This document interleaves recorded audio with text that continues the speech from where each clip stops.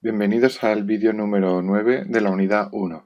En este vídeo te voy a hablar sobre las acciones en la obra civil.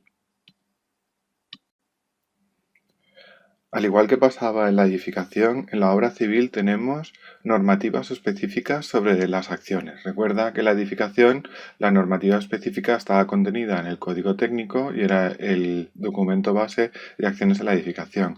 Pues en la obra civil también tenemos este tipo de normativa, y esa normativa depende del tipo de estructura. Por ejemplo, si lo que se está calculando es un puente de carretera, pues la norma es la IAP 2011, que es la norma de acciones en puentes de carretera.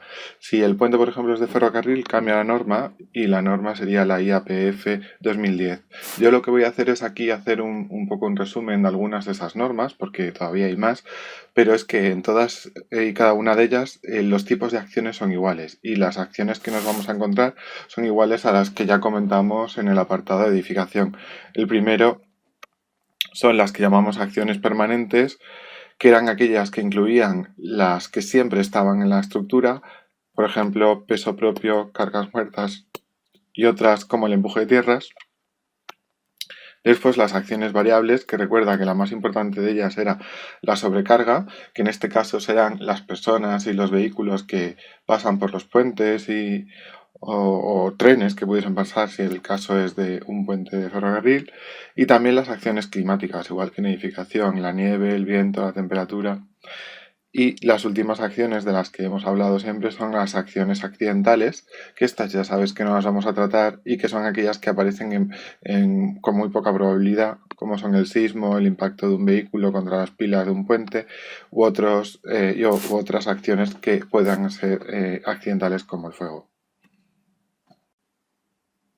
Pues siguiendo en la línea de lo que explicamos en las acciones en la edificación, las primeras acciones que vamos a analizar son las acciones permanentes, el peso propio y la carga muerta. Recuerda que esas acciones son acciones que siempre están en la estructura, y la principal es el peso propio de los elementos estructurales que vamos a analizar a través de su densidad. Seguro que recuerdas que analizamos a través de la densidad con la fórmula de que la densidad era el peso partido por el volumen. Con eso analizamos la anterior vez el peso de los elementos. Pues en civil es exactamente igual, ¿vale? Pues el siguiente grupo de cargas dentro de las acciones permanentes importantes son las cargas muertas. En la edificación las cargas muertas principales las representaban, por ejemplo, los solados o elementos que siempre estaban en el edificio. En este caso tienen que ser los elementos que siempre están en el puente, pero que no son parte de la estructura en sí misma. ¿Vale? En este caso son los pavimentos que pongamos en los puentes, los pesos de aceras o jardineras que estén en los puentes, las barreras, barandillas o pretiles. Los pretiles son las barreras de seguridad para que no te caigas del puente cuando conduces y chocas contra esa barrera, eso es un pretil, o cualquier otro elemento que gravite siempre sobre la estructura. Pues nada, recuerda que estos elementos siempre los podíamos analizar a través de su densidad, y que la densidad la definimos como el peso partido por el volumen, y que normalmente vamos a usar como densidad kilonewtons metro cúbico, como peso la expresión en kilonewtons y como volumen la expresión en metros cúbicos. Y te recuerdo que había dos densidades muy importantes. Una era la del hormigón, que tenía una densidad de 25 kilonewtons metro cúbico, o lo que es lo mismo, 2,5 toneladas el metro cúbico, y la densidad del acero, también es muy interesante que la recuerdes, que toma un valor de 78,50 kilonewtons metro cúbico o 7,85 toneladas por metro cúbico. Al igual que cuando analizamos el documento base de acciones en la edificación, la IAP 2010 tiene una tabla resumen de densidades de los principales materiales que usamos en las obras civiles de puentes de carretera. Así podrías ver, por ejemplo, que si necesitas el peso pues, por ejemplo, del hormigón, que recuerda que ese peso ya te lo he dicho, si necesitas ese peso, la norma te recuerda que es 25 kilonewtons metro cúbico. De igual manera, otros pesos que podrían gravitar dentro de las cargas permanentes en puentes, pues están indicados en esta tabla. Recuerda que estos valores los facilita la norma y no debes recordar ninguno de memoria. Simplemente si necesitas alguno de ellos, recurres a esta tabla para usarlo como parte de los cálculos de acciones que vayas a usar en tu puente. Vamos ahora con el segundo grupo de acciones, que son las acciones variables. Recuerda que estas acciones son aquellas que no actúan permanentemente en la estructura, sino que son variables en tiempo y en posición. Son cargas que a veces están, a veces no están, a veces están aquí, a veces están en otro sitio, ¿eh? Las principales acciones variables son lo que hemos dado en llamar como sobrecarga de uso.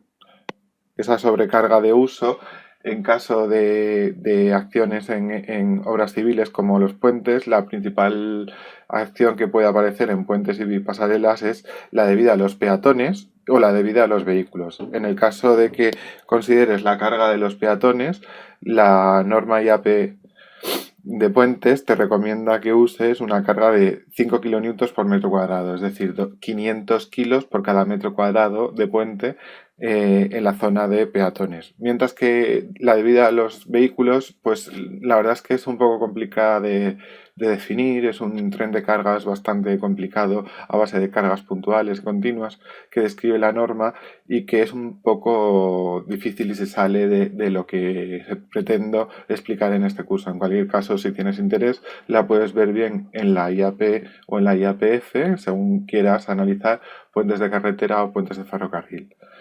Otro grupo de acciones, recuerda que son las climáticas, el viento, la temperatura y la nieve, y al igual que pasó en edificación, no vamos a considerar estos grupos de cargas por ser también de bastante difícil aplicación en las estructuras, y todo este campo se lo dejamos a los ingenieros. El tercer grupo de acciones son las acciones accidentales. Recuerda que son aquellas que se presentan en las estructuras con muy baja probabilidad y de forma fortuita.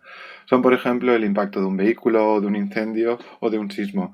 También recuerda que este grupo de acciones son de difícil aplicación en las estructuras y que por tanto se lo vamos a dejar para que lo analicen los ingenieros y las ingenieras especialistas en esta rama.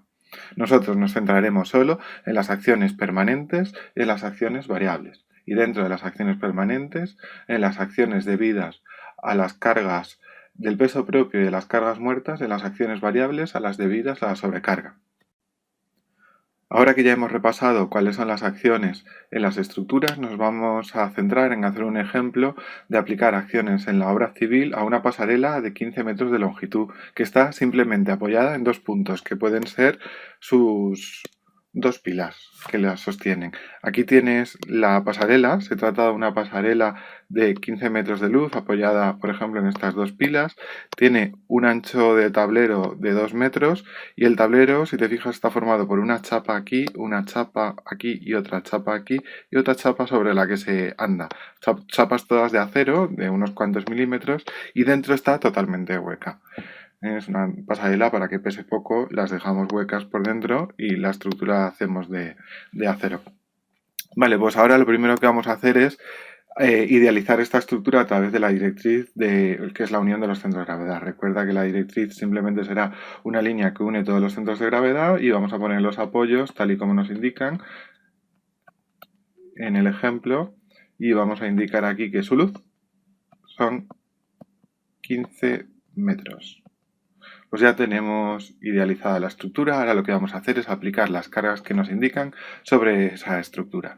Nos dicen que la pasarela es de acero estructural y que pesa 4,7 kilonewtons por metro. Este valor lo que nos está indicando es el peso propio. Ya tenemos una de las acciones descritas. Tenemos el peso propio indicado aquí. Recuerda, esto es el peso propio. Las dos barandillas laterales que pesan 0,25 kilonewtons metro cada una. Aquí las ves, son 0,25 kilonewtons metro, dos barandillas, cada una de ellas pesa eso. Esta carga, por ser una carga que siempre está en la estructura y que no es parte del peso propio porque no es parte de la estructura, es algo que gravita sobre ella, esta va a ser carga muerta. Esta va a ser carga muerta. Y recuerda que esta de aquí era peso propio. Ahora lo siguiente que nos describen es que la sobrecarga de los peatones es de 5 kilonewtons metro. Pues evidentemente, como aquí está definida claramente como una sobrecarga, tenemos que hay 5 kilonewtons por metro cuadrado extendido en toda la pasarela. Y recuerda que el ancho de la pasarela son 2 metros. Pues vamos a analizar las cargas en la siguiente diapositiva. Pues aquí estamos, tenemos dibujada la pasarela en 3D y tenemos idealizada la pasarela. Esta es la solución que luego veremos, ahora nos vamos a centrar aquí. ¿vale? Sabíamos que el peso propio eran 4,70 kilonewtons metro, es decir, que pesaba cada metro de pasarela 4,70 kilonewtons, 470 kilos, ¿vale? ¿Cómo puedo expresarlo eso? Pues como una carga continua de lado a lado, ¿eh? Que voy a pintar ahora. Aquí ves, esta carga sería una carga continua.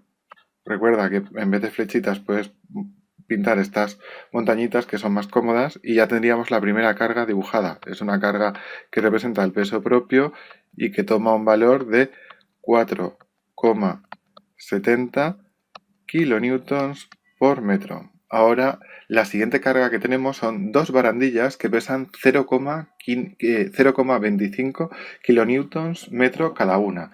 De nuevo son una carga que van desde el principio de la pasarela hasta el final de la pasarela. Aquí la ves, va desde aquí hasta aquí y hay dos, una y dos. Es decir, 0,25 por 2, 0,50. Hay 0,50 kilonewtons por metro. 0,25 que pesa cada barandilla y como hay dos, el doble.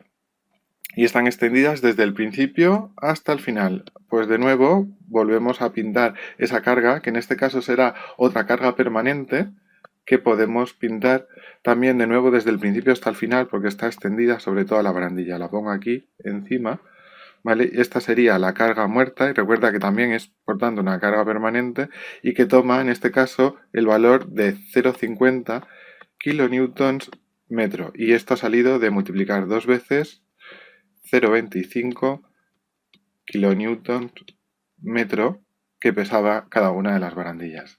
Ahora, la siguiente carga que tenemos es la sobrecarga de los peatones, que es de 5 kilonewtons por metro cuadrado. Si te fijas, esta carga está expresada por metro cuadrado, no está expresada por metro, no nos la han dado como una carga lineal que podamos aplicar en la estructura, sino como una carga superficial extendida en todo el ancho de la estructura, que son los 15 metros longitudinales y los 2 metros de ancho. Por tanto, tenemos que hacer igual que hacíamos con las cargas superficiales que vimos en la edificación, multiplicarla por lo que allí llamábamos ancho de paño y que aquí es simplemente el ancho. ¿Cuál es el ancho? 2 metros. Pues aquí lo que vamos a hacer es multiplicar esa carga de 5 kilonewtons metro cuadrado, lo vamos a multiplicar por el ancho, que son 2 metros, y eso nos va a dar una carga lineal resultante de 10 kilonewtons metro, porque este metro y ese metro cuadrado se va, y nos quedaría una carga lineal desde el principio hasta el final que representa a la sobrecarga de peatones de 10 kilonewtons metro, y que voy a dibujar a continuación. Vamos a verla dibujada, esta vez en color rojo. De nuevo, hemos dicho que es una carga que puede estar desde el principio hasta el final, o incluso podría no estar, porque esta es una sobrecarga, pero lo peor es que esté, y por eso la voy a poner, y que toma un valor de 10 kilonewtons por metro.